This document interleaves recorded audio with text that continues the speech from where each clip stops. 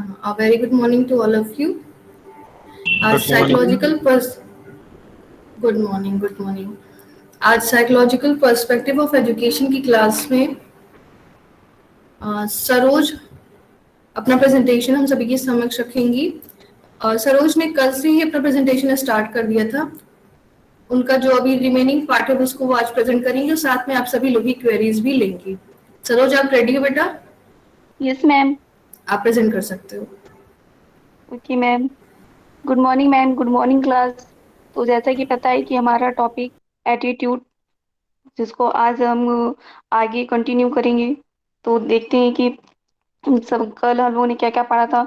इसमें एटीट्यूड का अर्थ, उसकी परिभाषा, उसकी अभिवृत्ति के प्रकार, मनोवृत्ति के संघटक यानी कंपोनेंट, और कैरेक्टरिस्टिक्स ऑफ एटीट्यूड यानी कि विशेषताएं व प्रकृति। यहाँ तक हम लोगों ने कल पढ़ा था। आज उसके आगे कंटिन्यू करते हैं। ए- अभिवृत्ति के चार पक्ष यानी एटीट्यूड के चार पक्ष कौन कौन से? पहला है कर्षण शक्ति। ये क्या होता है? इसमें इसको यानी कि सकारात्मक यानी पॉजिटिव और निगेटिव से लिया गया है। यानी आप किस ओर आकर्षित हो रहे हैं, पॉजिटिव की तरफ या फिर निगेटिव की तरफ। जैसे कि कोई पुलिस है, एग्जाम्पल है, तो कुछ लोग कहेंगे कि नहीं, पुलिस तो बहुत खराब काम कर रही है, वो उसको अपने काम जो उसको दिया गया है वो उसको अच्छे से निभा नहीं पा रही है। कुछ कहेंगे नहीं, पुलिस ने तो बहुत अच्छे काम किए हैं। जिसकी जैसी थिंकिंग है, वो किस उसके कैसे विचार हैं उस उसके प्रति। अब जैसे कि आपको अमीर बनना है तो आपने कौन सा रास्ता आपने चुना उसके लिए। आप चोरी करके अमीर बनना चाहते हैं या फिर अपनी मेहनत के दम पर। तो ये यही हमारी कर्षण शक्ति कहलाती है कि आपके ऊपर डिपेंड करता है कि आप किस ओर आकर्षित हो रहे हैं। सेकंड पॉइंट है हमारा चरम सीमा। चरम सीमा यानी कि इसका मतलब होता है कि आप किस सीमा तक किसी भी स्थान, वस्तु, विचार के प्रति पॉजिटिव या निगेटिव है। जैसे कि अब हमको राजनीति नहीं पसंद है तो गुड हम मॉर्निंग। उसमें बिल्कुल भी नहीं जाना चाहेंगे। और कोई जा रहा है हमारे फैमिली मेंबर, फ्रेंड, तो हम उसके प्रति बताएंगे कि नहीं, राजनीति अच्छी नहीं है, वहां मत जाओ। तो ये हमारे निगेटिविटी को दिखा रहा है, यानी हम बहुत ही ज्यादा उसके प्रति निगेटिविटी रखते हैं अपने मन में राजनीति के प्रति। और जैसे कि हमारा कोई बेस्ट फ्रेंड है, वो भले ही कैसा हो, किसी ने उसके बारे में कह दिया तो वो हमको बिल्कुल बर्दाश्त नहीं होगा। हम उसके प्रति बहुत ही ज्यादा पॉजिटिव थिंकिंग अपने मन में रखते हैं। यही हमारी चरम सीमा कहलाती है कि जैसे कि अब कोई हमारी जॉब है, हमारी खुद की चॉइस है कि हमें आर्मी नेवी में जाना है। हमको पता है कि वहाँ पे जान का खतरा रहता है, फिर भी हम उसके प्रति बहुत ज्यादा पॉजिटिव हैं, इसलिए हम उस जॉब को करेंगे। और या फिर हमें किसी से बदला लेना है, किसी ने हमको धोखा दिया है, तो चरम सीमा तक हमारे प्रति उसके प्रति हमारे अंदर निगेटिविटी भरी है कि हमें उससे बदला लेना है। तो ये यही हमारी चरम सीमा कहलाती है। फिर नेक्स्ट पॉइंट है सरलता व जटिलता। ये क्या है? जैसे कि अ, अगर कोई अभिव्यक्ति है, उसमें सिर्फ एक ही एटीट्यूड हमारा दृष्टिकोण शामिल है कि हमको सिंपल लाइफ ही जीनी है, और कुछ भी हो जाए सर, हमको सिंपल लाइफ ही जीनी है, तो ये हमारी सरल एटीट्यूड कहलाएगा। और उसमें अगर बहुत ज्यादा जटिलता आ जाए कि नहीं, हमको गाड़ी भी चाहिए, बंगला, अपनी जॉब और अच्छी लाइफ स्टाइल, हमारे बच्चे अच्छे से पढ़ें, बहुत ज्यादा बड़े थॉट है, बहुत ज्यादा एटीट्यूड, बहुत ज्यादा मतलब थिंकिंग हमारे अंदर है, तो जाहिर सी बात है कि वहाँ पे जटिलता आ जाती है। जैसे कि सन्यासी है, वो सिंपल लाइफ जीते हैं, उनको सिर्फ रोटी कपड़े से ही मतलब रहता है। और अगर हम आदमी सपना देखा है कि हम अमीर बनना है, तो जाहिर सी बात है उसके लिए आपको बहुत मेहनत करनी पड़ेगी, बहुत लाइफ थोड़ी ज्यादा ही टफ रहती है। तो यहाँ पे सरलता और जटिलता से इसका मतलब ये है। फिर नेक्स्ट पॉइंट है हमारा केंद्रीयता। केंद्रीयता यानी कि अभिवृत्ति तंत्र में कोई ना कोई एक ऐसा पक्ष जरूर होता है जिसके प्रति हम जो ज्यादा ही पावरफुल होते हैं। जैसे कि अगर हमको टीचर बनना है तो हमको सिर्फ टीचर ही बनना है। जैसे कि कुछ बच्चे होते हैं कि सारे फॉर्म डाल देते हैं कोई भी सरकारी जॉब के लिए कि हमें कोई भी जॉब मिल जाए। तो यहाँ पे ये नहीं है कि हमको सिर्फ टीचर बनना है तो फॉर्म भले हम डाल दें, लेकिन हमारा पर्सनल एम टीचर बनना है। जैसे हमसे किसी ने पूछा कि क्या बनना है, तो हम टीचर ही बोलेंगे। तो किसी ने एक के प्रति ज्यादा ही अट्रैक्ट होते हैं, उसको फोकस में रखते हैं। एक के प्रति ज्यादा ही पावरफुल थिंकिंग, यही हमारी केंद्रीयता है। तो ये हमारे अभिवृत्ति के चार पक्ष हो गए। अब नेक्स्ट देखते हैं अभिवृत्तियों का निर्माण, फॉर्मेशन ऑफ एटीट्यूड। ये क्या होता है? इसमें जैसे कि अभिव्यक्ति सीखी नहीं जाती है, इसका निर्माण होता है। इसे परिवर्तित भी किया जा सकता है अपनी सुविधा के अनुसार, या सुधार भी किया जा सकता है। हम जो भी अभिवृत्तियां धारण करते हैं उनमें से अधिकतर सीखी हुई होती हैं। अभिवृत्ति निर्माण का अध्ययन लोगों द्वारा व्यक्तियों, स्थान, विषय वस्तु, कोई भी मुद्दा है उसका मूल्यांकन करने की कार्य प्रणाली का अध्ययन इसमें किया जाता है। व्यक्तित्व के यदि विपरीत अभिवृत्तियों से अनुभव के रूप में अगर इसको देखा जाए तो क्या है, जैसे कि अभिवृत्ति का निर्माण सबसे महत्वपूर्ण स्रोत है। ये सामाजिक सीख इससे हमको मिलती है। इसके द्वारा नई जानकारी, व्यवहार के तरीके, या यही हमारा एटीट्यूड होता है। तो जो हमारे आलपोर्ट महोदय हैं, इन्होंने अभिवृत्ति के चार विचार बताए। कौन कौन से? ये पहला है अनुभव का संगठित होना, इंटीग्रेशन ऑफ एक्सपीरियंसेस। इसमें क्या होता है? किसी एक वस्तु, विचार, व्यक्ति के प्रति एकत्रित हो जाने वाले सभी अनुभव मिलकर व्यक्ति की उस विचार के प्रति जो नजरिया है या फिर एटीट्यूड है उसको जन्म देती है। यानी कि किसी भी वस्तु व्यक्ति के प्रति अगर सारे विचार अगर हम कलेक्ट कर लें तो हमारा एक नया परसेप्शन, नया रवैया, एटीट्यूड बनेगा। यही ये अनुभव का संगठित होना। जैसे कि अगर कुछ बच्चे कहते हैं कि कुछ लोग कि अ, अनुभव हमको जिस चीज का नहीं है तो उसका एग्जाम्पल क्यों दे। जैसे कि कुछ लड़कियां जैसे कि जब माँ बन जाती है तभी उसको अनुभव होता है कि बहुत ही 9 महीने पेट में रखना बहुत ही क्रिटिकल होता है। उसके जो अनुभव होते हैं तभी वो किसी को दे पाएगी। और जैसे कि विदेश जाने के बाद उसको एहसास हुआ या अनुभव हुआ कि नहीं, हम तो गलत जगह आ गए, हमें तो इंडिया में ही रहना था, इंडिया ही ज्यादा अच्छा है। तो उसको जब अनुभव हो गया, उसको एहसास हो गया, उसका दृष्टिकोण, नया दृष्टिकोण उसका विकसित हो गया कि तो यही हमारा अनुभव का संगठित होना कहलाता है। नेक्स्ट है अनुभव का विभेदीकरण। इसमें क्या होता है? जैसे कि नए अनुभव को ग्रहण करने पर वे जो पुराने हमारे अनुभव है उनकी तुलना उससे की जाती है। अगर नवीन नए अनुभव रुचि के अनुकूल एवं शक्तिशाली होते हैं तो वे पुरानी अभिवृत्तियों में संशोधन लाते हैं, अथवा बिल्कुल एक नई प्रकार की अभिवृत्ति को भी जन्म देते हैं। जैसे कि पहले के लोग कहते थे कि नहीं, लड़कियों को नहीं पढ़ना चाहिए, बाहर नहीं निकलना चाहिए, उन्हें सिर्फ झाड़ू पोछा बर्तन घर के काम ही करना है। लेकिन जब नया जमाना आया तो वहां पे देखा गया नहीं, लड़कियां भी सब कुछ कर सकती हैं, उनको भी बराबर हक है लड़कों के बराबर पढ़ने लिखने का, हर चीज का। तो यहाँ पे नए अनुभव का जन्म हुआ, यानी उनको भी समानताएं मिली, या फिर एक नया अलग ही एटीट्यूड भी यहाँ पे आ सकता है। जैसे कि लड़के लड़कियां तो चलो बराबर हो गई, लेकिन समाज में एक तीसरा थर्ड जेंडर भी है।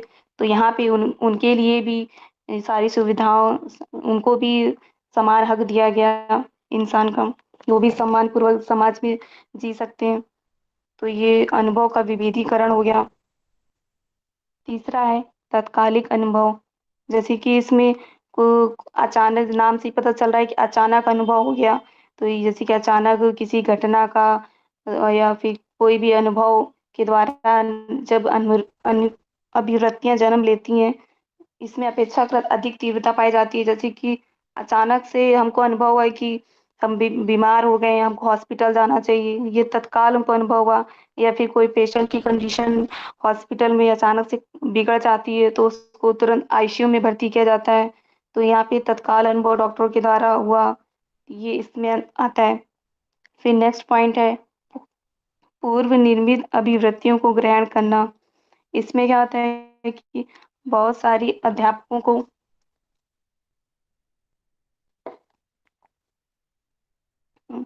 बहुत सारी बहुत सारी अभिवृत्तियों को अध्यापकों यानी कि माता-पिता, समाज, बड़े भाई-बहन, दादा-दादी या फिर अन्य के सुझाव या अनुकरण यानी अनुकरण पर या फिर अनायास ही संस्कारवश उसको ग्रहण कर लिया जाता है।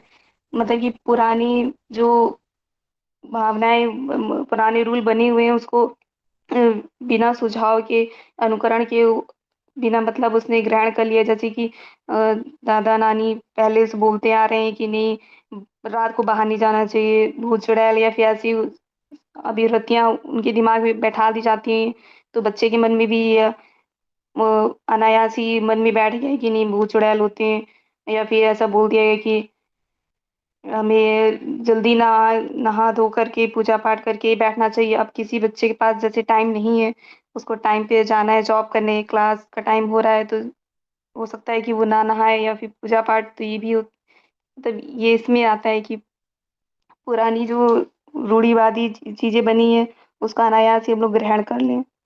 तो ये हमारी अभिवृत्तियों का निर्माण है। नेक्स्ट देखते हैं, अभिवृत्ति निर्माण में योगदान, प्रभाव। इसमें क्या होता है कि 5 चीज़ें इस अभिवृत्ति के निर्माण को ये जो योगदान या फिर इसको प्रभावित करती हैं एटीट्यूड को। इसमें पहला है समूह, फिर नेक्स्ट है प्रतिरूपण या प्रेक्षण या ऑब्जर्वेशन, नेक्स्ट है पुरस्कार व दंड, फिर है साचर और 5वां है संस्कृति। तो पहला है समूह, इसमें क्या होता है कि जिस समूह से आप रहते हैं, तो वहाँ के तौर-तरीका, रीति-रिवाज, खान-पान, वेशभूषा उससे प्रभावित होते हैं। उसी के अकॉर्डिंग आप अपना एटीट्यूड भी आपका एटीट्यूड भी प्रभावित होता है। कि जो जिस समूह में रह रहे हैं, यदि कि आप मैथ के स्टूडेंट हैं और अगर आप बायो के स्टूडेंट के साथ बैठेंगे तो आपको लगेगा नहीं बायो भी बहुत ज़रूरी है, बायो का भी हमको नॉलेज होना चाहिए, तो उससे हमारा एटीट्यूड चेंज हो गया। यानी कि जैसी संगति हमारी रहती है वैसे ही हम बन भी जाते हैं। जैसे कि किसी समूह का प्रत्येक सदस्य या ये जानता है कि यदि वह अपने समूह के प्रति अनुकूल व्यवहार नहीं करेगा, तो उसे सामूहिक तिरस्कार मिल सकता है।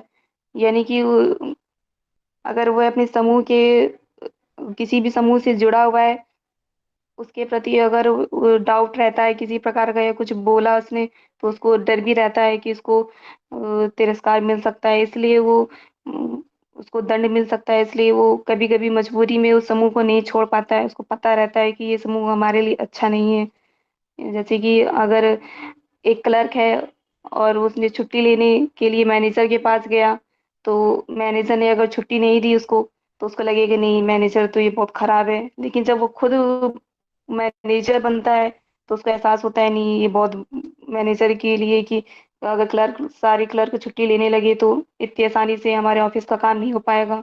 यानी वो खुद जब उस समूह में जाता है तब उसको एहसास होता है ये हमारा समूह है। नेक्स्ट पॉइंट देखते हैं प्रतिरूपण है, प्रेक्षण या ऑब्जर्वेशन। ऑब्जर्वेशन आप लोग पढ़ चुके हैं, पता है कि जैसे कि आंखों कानों द्वारा जैसे उनकी देखने सुनने समझने के बाद ही हम अवलोकन करने के बाद ही किसी के प्रति सकारात्मक या नकारात्मक एटीट्यूड अपने मन में ला पाते हैं। यही ऑब्जर्वेशन है, जैसे कि हम दूसरे लोग का ऑब्जर्व करना कि वह लोग क्या कर रहे हैं, उनके कैसे विचार हैं, कैसे रहते हैं, वो तो ये उनका प्रभाव भी हमारे अभिवृत्ति के निर्माण में पड़ता है। जैसे कि बॉलीवुड हीरो हीरोइन है, आजकल क्रिकेटर, इन सबको लोग आजकल फॉलो करते हैं जो जिसका ड्रीम है उसी के अकॉर्डिंग कि हमको भी ऐसे बनना है, ऐसे क्रिकेटर बनना है, तो उसको ऑब्जर्व करते हैं। जैसे कि महात्मा गांधी के विचार, किसी के भी विचार जैसे वो प्रभावित कोई मोटिवेशनल चैनल कोई फॉलो करना, कोई पेज है किसी लाइक कर लेती हैं अपनी चॉइस के अकॉर्डिंग। तो ये प्रतिरूपण देख के उसका फिर नेक्स्ट पॉइंट है पुरस्कार व दंड। इसमें क्या होता है यदि किसी कार्य को करने के बाद हमें पुरस्कार मिले, तो जाहिर सी बात है कि हमारे मन में उसके प्रति सकारात्मक एटीट्यूड आएगा। भले ही वो चीज़ हमको पसंद है तब तो अच्छी बात है, और नहीं पसंद है जैसे कि हमको खेलना नहीं पसंद है और किसी के कहने पे हमने खेलना स्टार्ट किया और हम उसमें जीत भी गए, फर्स्ट फर्स्ट रैंक में आ गए, हमको प्राइज़ मिलेगा तो हमारे मन में पॉजिटिव थिंकिंग आएगी कि नहीं खेलना भी बहुत अच्छा होता है। हम लोग दूसरे को सजेशन देंगे कि नहीं खेलने से अच्छा होता है, सेहत भी अच्छी होती है, और खेलना ज़रूरी है पढ़ाई के अलावा। इससे टेंशन थोड़ी दूर होती है। तो ये हमारे एटीट्यूड चेंज हो गया। और उसी के जस्ट अपोजिट दंड है। अगर हम कोई गलत कार्य करेंगे और किसी टीचर या मम्मी पापा ने देख लिया, तो जाहिर सी बात है उसको समझाएंगे, अगर फिर भी वो नहीं समझ रहा है तो उसको थोड़ा शारीरिक दंड तो देना, ताकि उसका एटीट्यूड चेंज हो। नहीं कि तुमने ये गलत किया, उसको पता एहसास हो इस बात का। जैसे कि कभी कभी होता है कि हम सबको पता रहता है कि हेलमेट लगा के इनको गाड़ी चलानी चाहिए, लेकिन फिर भी नहीं लगाते हैं, तो वहाँ पे उसका चालान कटता है, उसको हेलमेट के उसको आर्थिक रूप से दंड दिया जाता है।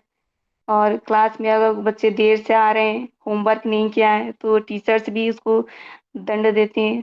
तो उससे उसका एटीट्यूड चेंज हो जाता है कि नहीं, अब हमारे से बेइज्जती हुई है, इसको अच्छा नहीं है, तो वो पॉजिटिव उसमें आता है कि नहीं, हम अब टाइम पर जाएंगे और अपना होमवर्क करेंगे। तो ये से प्रभावित करते हैं हमारे एटीट्यूड को। तीसरा फिर है चौथा पॉइंट, साचर। साचर यानी कि जैसे कि हम प्रत्येक संस्कृति के अपने अपने अलग अलग रीति रिवाज होते हैं, अलग संस्कार, खान पान। तो हम जिसका भी साचर करते हैं, जिसके साथ हम रहते हैं, तो उसका नजरिया वैसा ही हो जाता है उसके प्रति। जैसे कि अगर हम हिंदू हैं और मुसलमान कोई फ्रेंड बन गया, तो हमको लगेगा कि नहीं यार, मुस्लिम लोग भी अच्छे होते हैं। कोई भी धर्म के लोग, सारे धर्म के लोग अच्छे होते हैं। हमको शुरू से नहीं बताया गया कि हमको सिर्फ हिंदू धर्म के बारे में ही पता था, हमने पढ़ा या फिर संगति की उसकी, तो हमको एहसास हुआ कि नहीं, ये सारे धर्म अच्छे हैं। प्रत्येक संस्कृति के क्योंकि अलग ही अलग अलग अलग उसके रीति रिवाज संस्कार हैं। जैसे कि अब हम नॉन नॉन वेज, चलो नहीं नहीं किसी या ये ले भी सकते हैं कि जैसे कि अगर वेज खा मतलब हम शाकाहारी हैं और बीमार हो गए, या फिर किसी सजेशन दिया डॉक्टर ने कि नहीं आप बहुत कमजोर हैं, आपको नॉन वेज खाना चाहिए, तो उसके सजेशन पे भी कभी कभी एटीट्यूड चेंज हो जाता है कि नॉन वेज खाने लगे। और जैसे कि जंगलों में हम लोग रहने वाले आदिवासी एसटी लोग की संस्कृति अपने आप में एक अलग रहती है। हम अगर उनका साचर करें तो हमको एहसास होगा कि नहीं, कैसे उनकी लाइफ बहुत ही टफ है। ये मैं साचर कहलाता है। फिर लास्ट पॉइंट है संस्कृति। जैसे कि सभी धर्मों की अलग अलग संस्कृति है।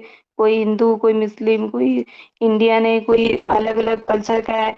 तो उसकी भी अलग अलग रहन सहन, खान पान, इसमें यही सब आता है कि उसके अलग मूल्य होंगे।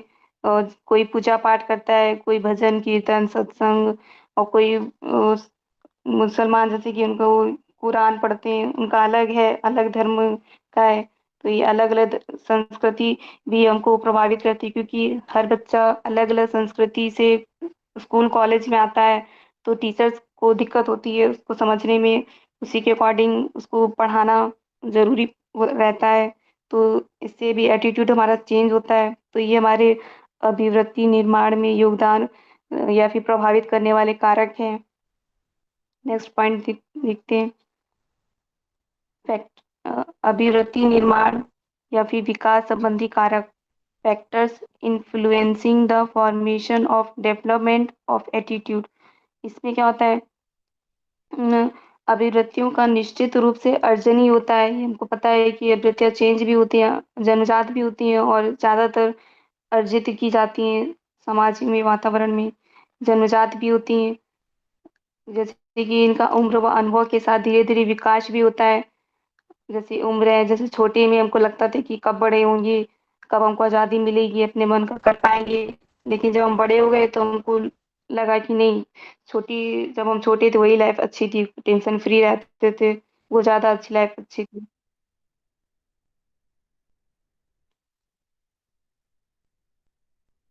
और छोटे में जैसे कि हमको ऐसा लगता था कि जब मैगी बनी या फिर कोई भी चीज बनी, मम्मी पापा ने अगर गलती से भी बंटवारा चल रहा है, छोटे भाई बहन या बड़े भाई बहन को कम या ज्यादा थोड़ा दे दिया, तो हमको लगता है कि नहीं, उसको ज्यादा प्यार करते हैं, हमको कम दिया।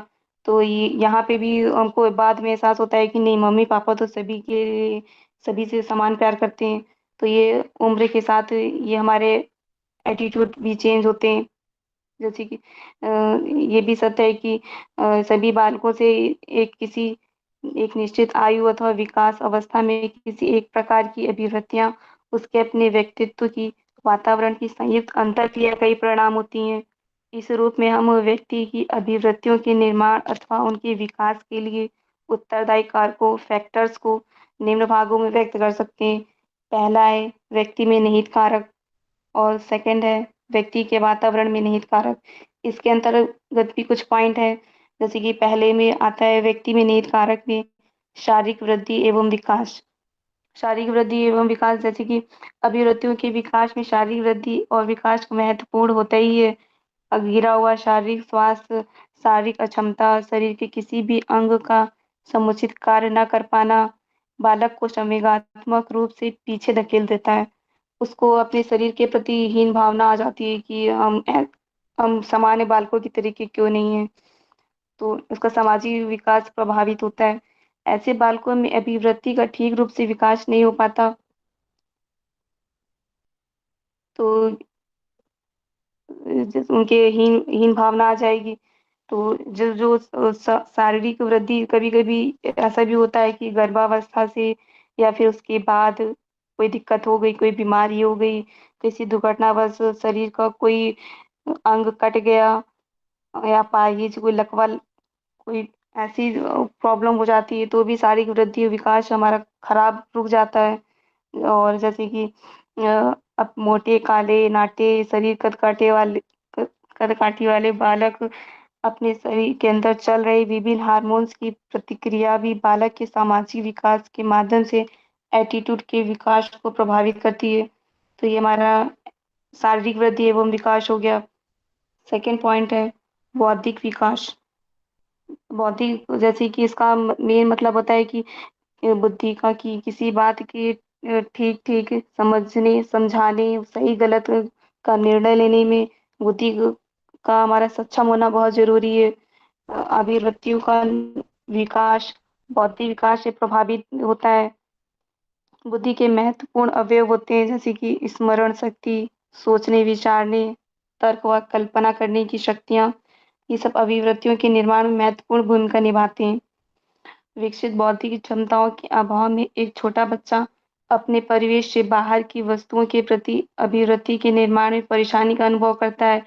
जैसे कि अगर छोटे बच्चे को बड़े लोग मम्मी पापा भाई बहन अध्यापक सही गलत के बारे में नहीं बताएंगे तो और उसको आगे चल के नुकसान का सामना करना पड़ सकता है।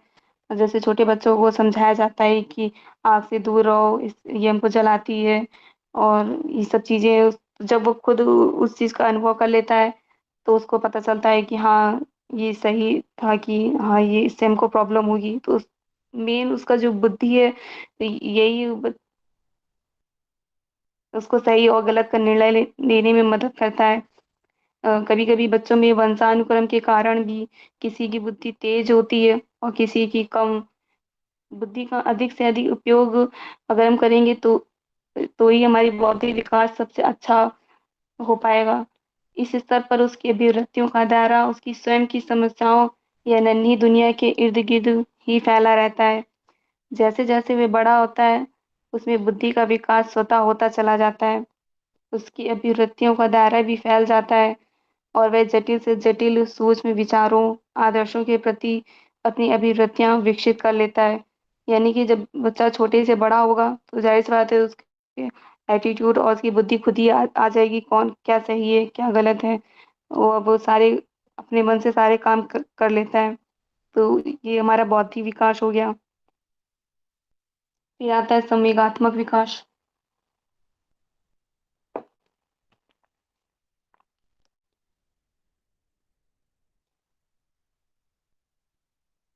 व्यवहार के आंतरिक व बाह्य दोनों पक्षों पर ही संवेग अपना नियंत्रण रखते हैं।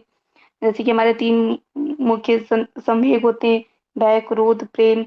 अगर बच्चे या बड़े क्रोधित या फिर हंस रहे हैं तो बच्चे को एहसास हो जाता है कि हाँ ये हमसे गुस्सा हो गए या फिर हमारे ऊपर हंस रहे हैं। तो वह भी उसी के अकॉर्डिंग अपने संवेग प्रकट करता है। जो संवेग होते हैं ये जन्मजात भी होते हैं और इसको वातावरण से अर्जित भी किया जा सकता है। जैसे कि अगर गुड न्यूज़, बैड न्यूज़ सुनकर बच्चों को एहसास हो जाता है, उसी के माध्यम से वे अपने व्यवहार को प्रकट करते हैं। रोना-धोना, खुशी के मारे उछल पड़ना, ये सब उसको समझ में आता है। उसी के अकॉर्डिंग वो अपनी प्रतिक्रिया व्यक्त करता है। संवेगात्मक परिपक्वता यानी इमोशनल मैच्योरिटी के साथ-साथ अभिव्यक्तियों के विकास का कार्य चलता ही रहता है। बात-बात में भड़क जाने या फिर सदैव ईर्ष्या या संदेह से घिरे रहने वाले अपरिपक्व व्यक्ति का सामाजिक विकास बनकर रह जाता है और ऐसी स्थिति में वांछनीय अभिवृत्तियों का विकास तब तक नहीं हो पाता जब तक कि उसमें पर्याप्त संवेगात्मक परिपक्वता ना आ जाए या उसके संवेगों का सुधारा ना या फिर बदल ना जाए। जैसे कि कभी-कभी कुछ इंसान ऐसे भी होते हैं कि छोटी-छोटी बातों में रोने लगते हैं। अपना दुःख या फिर किसी दूसरे का दुःख देखकर वो रोना स्टार्ट कर देते हैं, बर्दाश्त नहीं कर पाते। जैसे कोई कभी-कभी इमोशनल सीन, कोई पिक्चर देखकर भी वो रोने लगते हैं। बड़े हो जाने पर भी उनके यही छोटे बच्चों जैसी हरकतें रहती हैं और जैसे कभी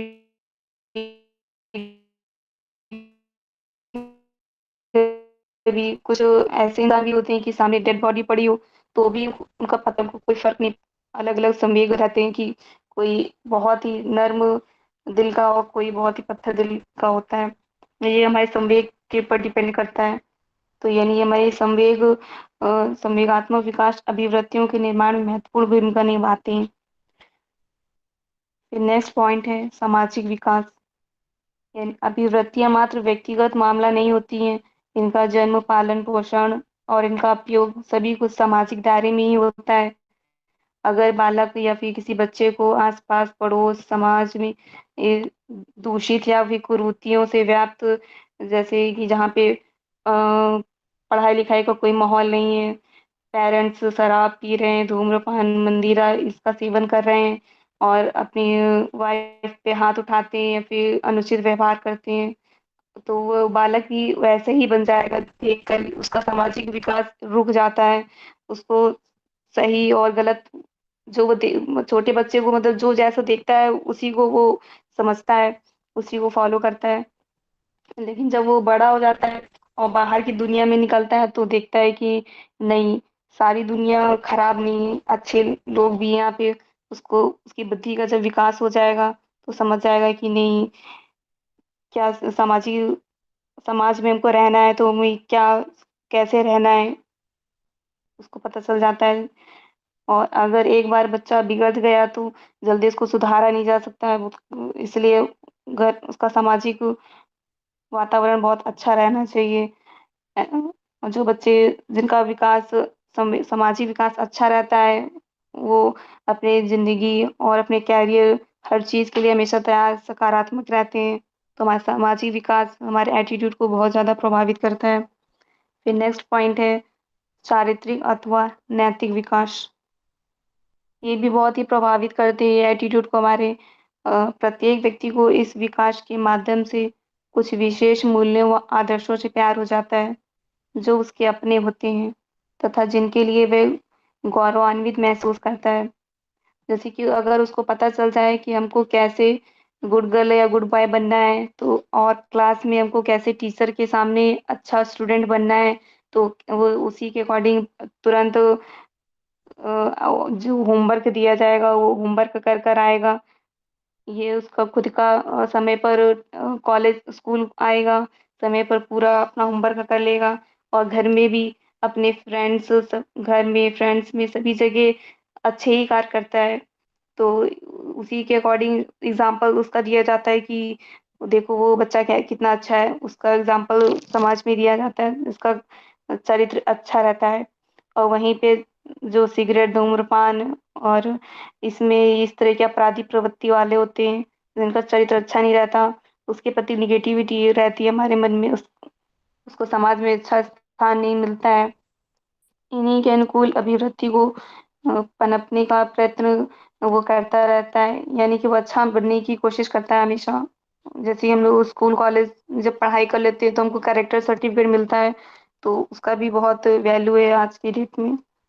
जैसे कि विद्यार्थी या फिर बालक जिसके लिए पहले ही बता दिया गया है कि सभी धर्मों के लोग सभी धर्मों के प्रति अच्छी अभिवृत्ति रखो, तो वो उसका हमेशा अप डेली लाइफ में उसका यूज करेगा। ये हमारे नैतिक विकास के अंतर्गत आता है।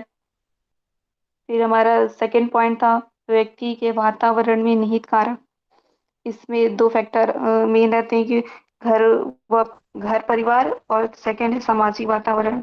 तो घर परिवार, जैसे कि व्यक्ति के वातावरण में निहित कारक में, जैसे कि निश्चित रूप से अभिवृत्तियों के निर्माण में विकास के लिए जो बात कही जा सकती है वह यह है कि पूर्ण रूप से सामाजिक वातावरण की देन होती है। ये वातावरण संबंधी शक्तियाँ व्यक्ति के घर परिवार से लेकर उसके चारों ओर फैले विस्तृत सामाजिक दायरे तक उसे प्रभावित करते हैं, उसको उसी की अभिवृत्तियों को ढालते रहते हैं।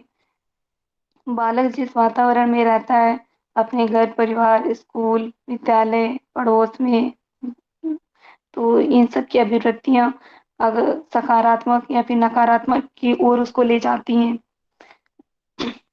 बुद्धि व विकास की प्रक्रिया के परिणाम स्वरूप पैदा हुई व्यक्तित्व तथा अभिवृत्ति विकास संबंधी है, तो अभिवृत्तियों का निर्माण व विकास व्यक्तिगत रूप में ना होकर सामूहिक रूप में ही होता है। सरोज, जिसमें बेटा आवाज थोड़ी सी मुझे लग रहा है कम और धीमी हो रही है। आप पानी पी लो थोड़ा सा, इतनी देर से बोल रहे हो। अगर पानी पीना है पानी पी लो, फिर कंटिन्यू करो। हमें पानी पी रहे लीजिए। हाँ, पानी पी लो, क्योंकि मुझे ऐसा लग रहा है ना कि आवाज बोलते बोलते एकदम डाउन हो गई। ठीक है।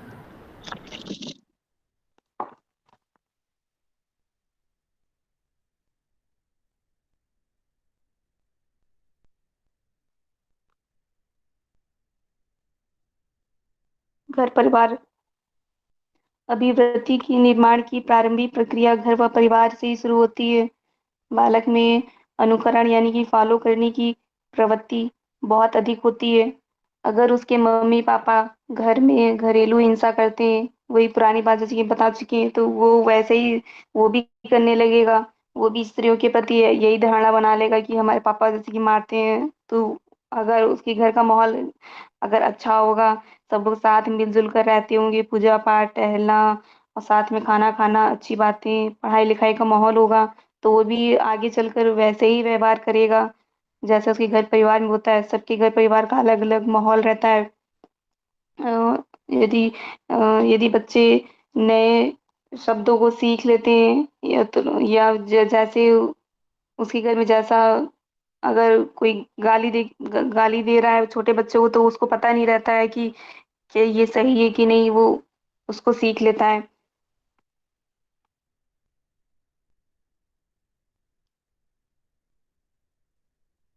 वह इसी आधार पर अपने माता पिता, बड़े भाई बहन अथवा परिवार के किसी सदस्य या फिर दोस्तों को की जो एटीट्यूड है, उनको जो कहते हैं वो ग्रहण कर लेता है।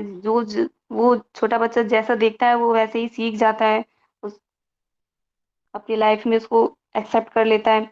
अगर घर के लोग हिंदी बोलते हैं तो उसको कोई भी प्रॉब्लम नहीं होगी हिंदी बोलने में, वो भी आसानी से सीख जाएगा। या जिस जिस घर में उसके मम्मी पापा अंग्रेजी में बात करते होंगे तो वो इंग्लिश सीख लेता है। जैसा घर का माहौल, जैसे लैंग्वेज होती है। और कुछ बच्चे होते हैं कि किसी को देखकर हीरो या फिर फैमिली मेंबर्स उसकी कॉपी कर लेते हैं। मतलब छोटे बच्चों में अनुकरण करने की प्रवृत्ति बहुत तेज रहती है।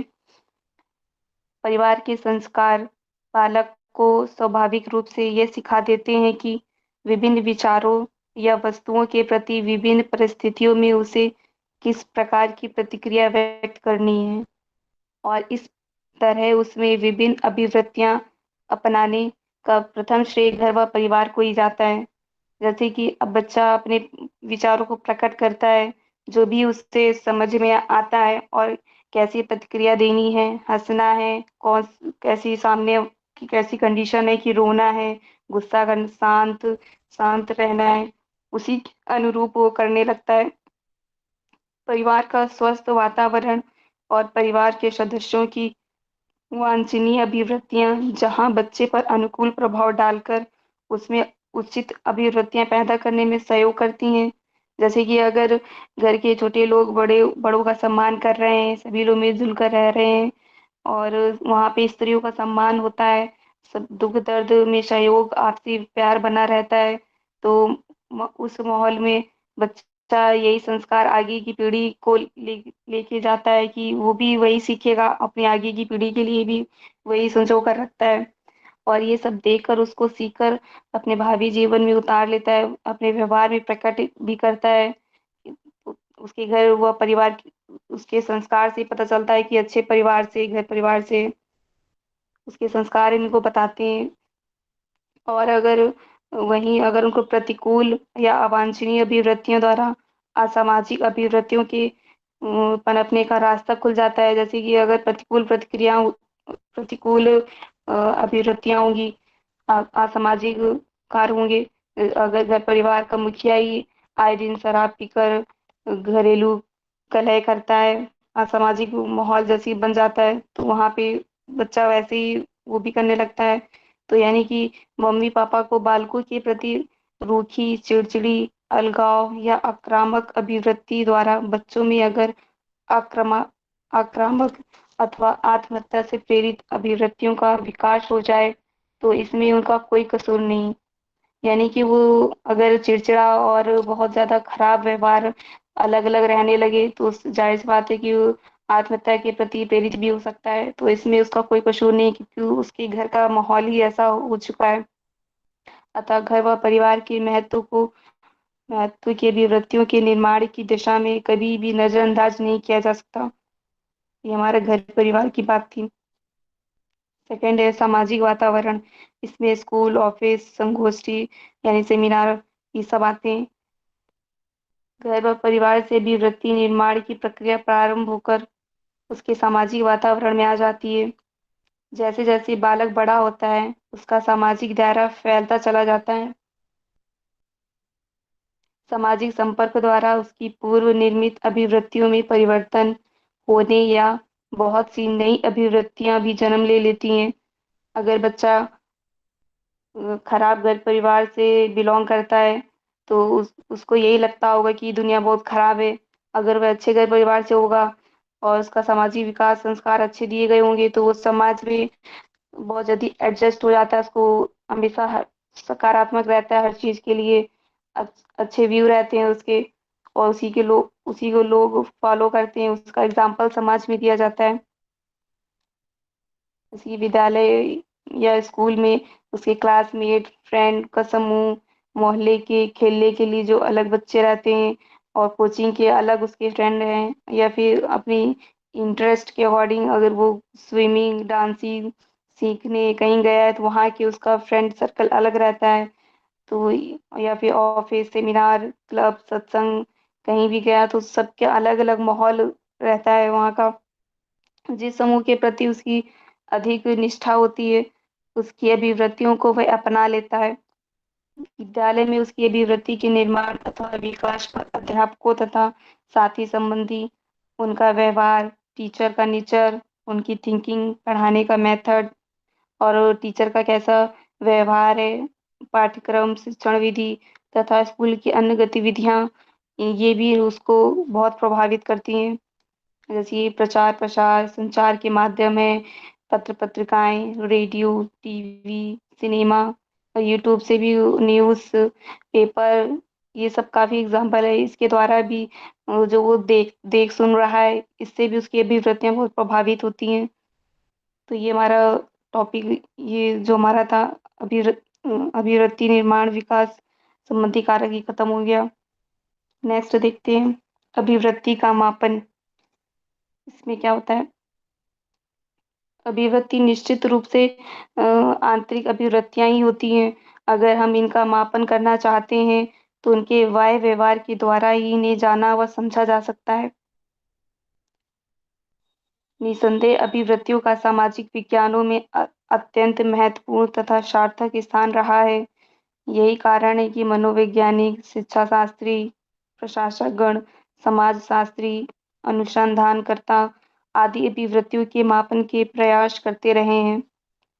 अभिवृत्ति की प्रकृति के आंतरिक होने के कारण इनका मापन करना सदैव ही कठिन समस्या बनी रही है। फिर भी समय-समय पर आवश्यकता के अनुसार अभिवृत्तियों के मापन के विभिन्न प्रयास मनोवैज्ञानिकों द्वारा किए जाते रहे हैं। विगत विगत 7-8 दशकों में अभिवृत्ति मापन के क्षेत्र में काफी विकास हुआ है तथा आधुनिक समय में विभिन्न वस्तुओं, व्यक्तियों, परिस्थितियों आदि के प्रति अभिवृत्ति का मापन करने के लिए अनेक प्रकार के अभिवृत्ति मापन उपकरण उपलब्ध हो गए हैं। Saroj, yes ma'am.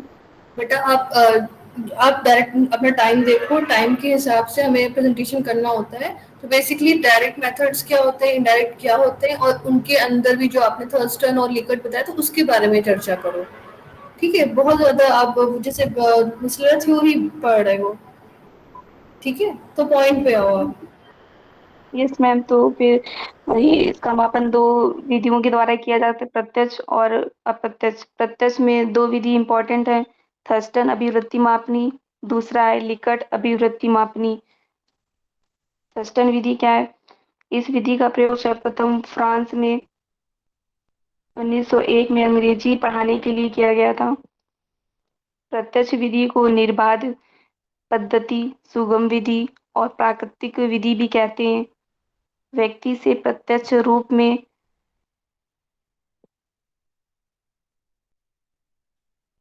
ये मालूम करना कि विषय, वस्तु, स्थान, व्यक्ति के बारे में वह कैसी भावना रखता है, उसकी कैसी राय है, वह कितनी सीमा तक कथन के पक्ष में या विपक्ष में है, इसके द्वारा हम उसकी अभिवृत्ति का मापन कर लेते हैं। तो अब देखते हैं थर्स्टन विधि क्या है। इसे समदृष्टि अंतर्मापनी यानी इक्वल अपेयरिंग इंटरवल स्केल्स भी कहा जाता है। इस सिद्धांत को थर्स्टन व चेब ने 1929 को दिया था।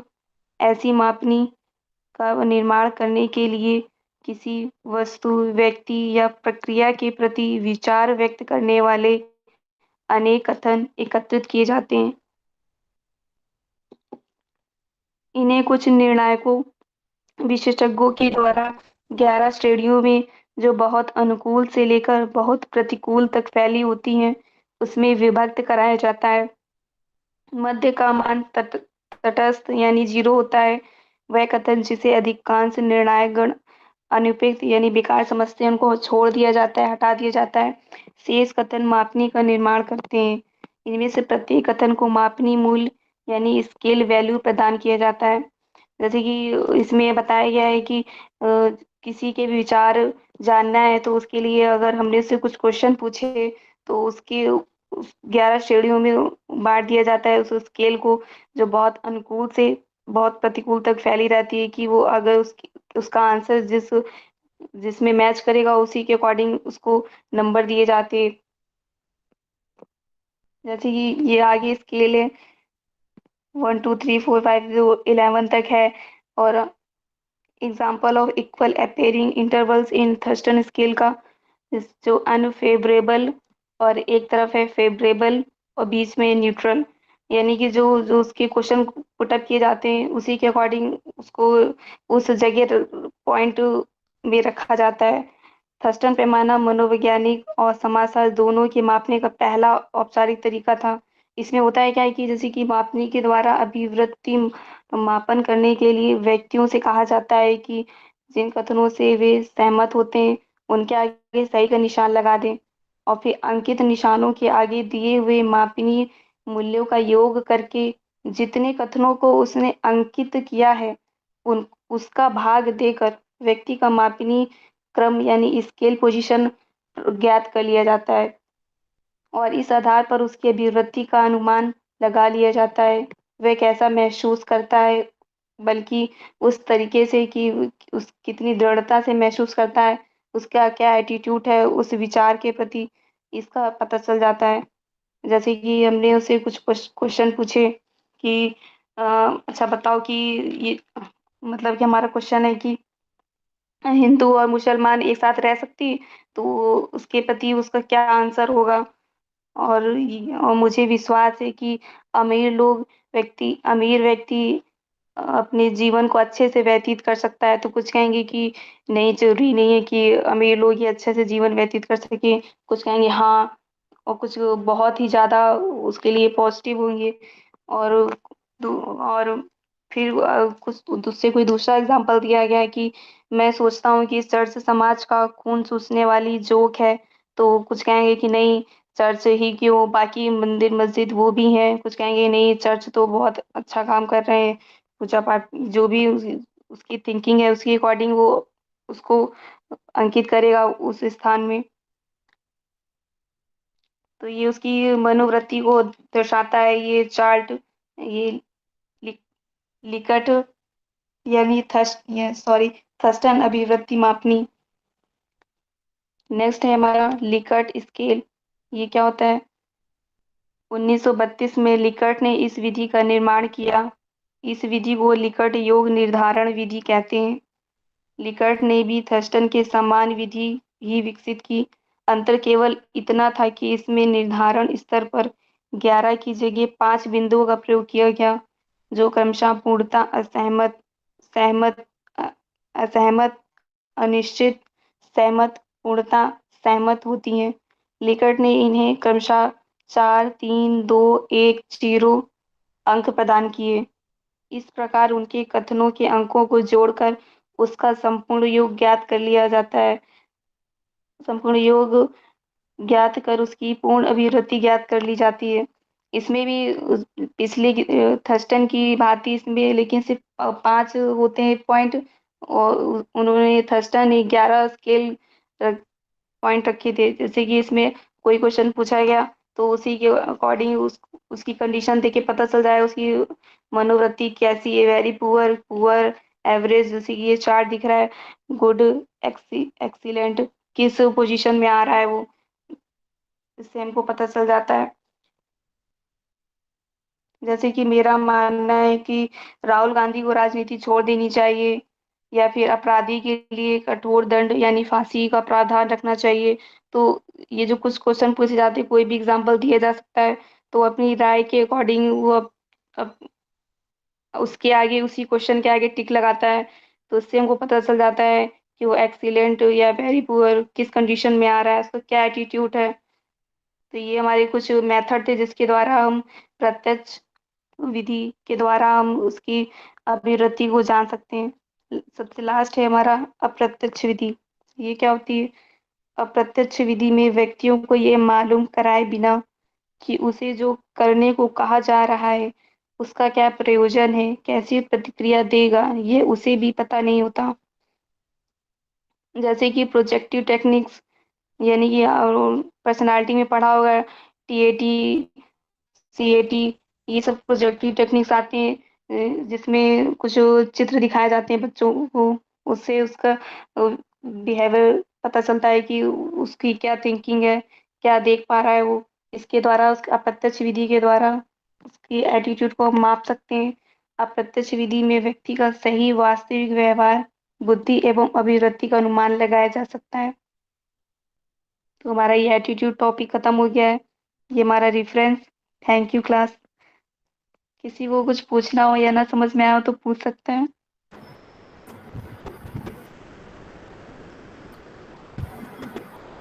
सरोज, मैं ये कहना चाहूँगी, आपने बहुत ही अच्छे तरीके से एक्सप्लेन किया एटीट्यूड के बारे में, और बहुत ही मतलब मुझे लगता है अभी तक किसी ने शायद मेजरमेंट में स्केल्स नहीं पढ़ाई थी, वो भी आपने अच्छे से पढ़ाया। तो काफी अच्छा प्रेजेंटेशन था बेटा। बस खाली स्लाइड्स का मुझे थोड़ा सा लग रहा था आज भी कि स्लाइड्स थोड़ा सा, जैसे हम लोग चाहते हैं ना अट्रैक्टिव, अट्रैक्टिव के चक्कर में हम लोग थोड़ा जैसे रंग अपना खुद देखना स्लाइड्स को, तो जैसे कलर्स को भी जब जैसे हरा, नीला, पीला थोड़ा सा, तो वो छोटे बच्चों के लिए अच्छा लगता है। अब आप लोग एमएड के हो, टीचर एजुकेटर्स हो, तो थोड़ा सा डिसेंट तरीके से।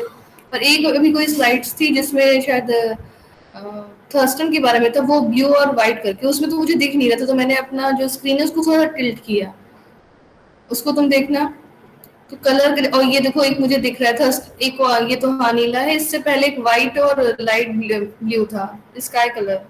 तो वो ना देखो जी मैम। कैसे स्लाइड्स लग रहे हैं, सब कुछ अच्छा किया है। हाँ, ये वाला प्रत्यक्ष विधि। तो थोड़ा सा ना प्रेजेंटेशन करते वक्त हमें कलर्स का भी ध्यान रखना चाहिए, तो सब प्रेजेंटेशन अच्छा लगे लगे कि हाँ। और बाकी लेकिन पढ़ाया बहुत अच्छा है, और बाकी सब अच्छा है। बाकी थोड़ा सा स्लाइड्स बनानी इतने अच्छे से आती हैं, सब ठीक है, लेकिन थोड़ा सा कलर कॉम्बिनेशन का भी ध्यान रखना चाहिए, थोड़ा सा सिंपल कलर्स, है ना, जैसे इसके ठीक है ऊपर। मैम, उसको हम सही कर लेंगे। हाँ नहीं, अब ये बन गया, कोई बात नहीं। अब नेक्स्ट जब कभी भी दूसरे पेपर में अपना प्रेजेंटेशन करोगे या नेक्स्ट क्लास में करोगे, तब इस बात का ध्यान रखना, और सभी लोग इस बात का ध्यान रखें, बहुत ज़्यादा सजाने की ज़रूरत नहीं है, ठीक है। 1 मिनट। ज्योति यादव, ज्योति यादव, अभी ज्वाइन किया ज्योति यादव ने। ज्योति यादव,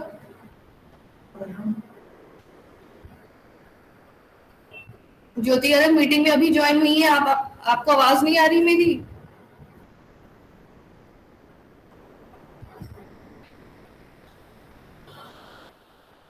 ठीक है, ज्योति यादव,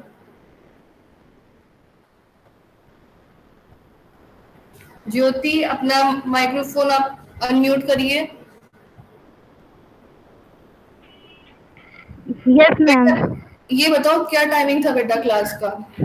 11:35 पे मैम क्लास ज्वाइन होना था, और आप लगातार 12:15 से ब्लिंक कर रहे हो। क्लास में क्या सिर्फ अटेंडेंस देने के लिए आते हो? नो मैम, पता नहीं क्यों मैम मैसेज ही नहीं आया था मेरे पास, लेट आया, फिर उसका एकदम ज्वाइन ही नहीं हो रहा था। मुझे ये सब तो एक्सक्यूज आप लोग मत बताओ, ठीक है, एकदम टाइम पे सबको गया है मैसेज। और ये एक दिन की बात नहीं है ज्योति यादव, मैंने आपके साथ हमेशा थोड़ा सा देखा है कि आप थोड़ा सा लेट आ रहे हो, या बीच में जुड़ते हो फिर लेफ्ट होते हो। बहुत से बच्चे, आज तो मैंने देखा फिर से कुछ बच्चे बीच बीच में लेफ्ट आउट होते रहते हैं, फिर ज्वाइन होते रहते हैं। आप लोग या तो खेल कर रहे हो या क्लास कर रहे हो, मुझे नहीं समझ में आ रहा। वर्चुअल क्लासेस हो रही है ठीक है, लेकिन थोड़ा सा तो डिसिप्लिन मेंटेन करोगे। आइंदा से ध्यान रखिएगा ज्योति। Okay ma'am. अगर किसी को भी कोई क्वेरी है तो वो सरोज से पूछ सकता है। वैसे सरोज ने काफी डिटेल में सब कुछ पढ़ाया और एग्जाम्पल्स बहुत अच्छे दिए। जैसे मैगी का एक एग्जाम्पल था, सभी लोग कोरिलेट कर पाए होंगे, अपने बचपन में चले होंगे मेरे ख्याल से, जब सब लोग कटोरी में देखते हैं कि किसको ज्यादा मिला है, और फिर बाद में धीरे धीरे खाते रहे कि जल्दी खत्म ना हो जाए। तो बहुत सारे अच्छे यस एग्जाम, मैम। बहुत सारे अच्छे यस एग्जाम्पल्स दिए मैम। सरोज ने। अच्छा लगा बेसिकली। तो सरोज आप बस थोड़ा सा जो आपको बताया गया है करेक्शन, वो आप हमेशा ध्यान रखना, बाकी आपका अच्छा है। कोई क्वेरीज नहीं है तो और भी अच्छी बात है, हमने अच्छे से एक्सप्लेन किया, इधर दर्शा रहा है।